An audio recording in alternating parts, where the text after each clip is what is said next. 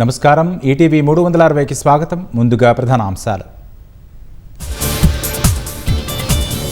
పోలవరం బనకచెర్లకు అనుమతులు ఇవ్వలేమన్న కేంద్ర నిపుణుల కమిటీ. తెలంగాణ నుంచి అనేక అభ్యంతరాలు వచ్చాయని వెల్లడి. పాసమైలారం సిగాచి పరిశ్రమ పేలుడులో 12 మంది మృత్యువాత. మరో 12 మంది పరిస్థితి విషమం. 22 మందికి తీవ్ర గాయాలు. సిగాచి పరిశ్రమ వద్ద కొనసాగుతున్న శిథిలాల తొలగింపు. ప్రమాదంపై పీఎం మోదీ, సీఎం రేవంత్ రెడ్డి దిగ్భ్రాంతి.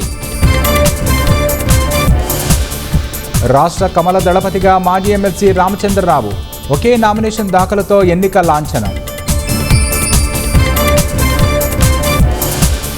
బీజేపీకి ఎమ్మెల్యే రాజాసింగ్ రాజీనామా. పార్టీ అధికారంలోకి రాకూడదని కొందరు భావిస్తున్నారని ఆరోపణ. ఇంజనీరింగ్ ఫీజుల విషయంలో ప్రభుత్వం కీలక నిర్ణయం.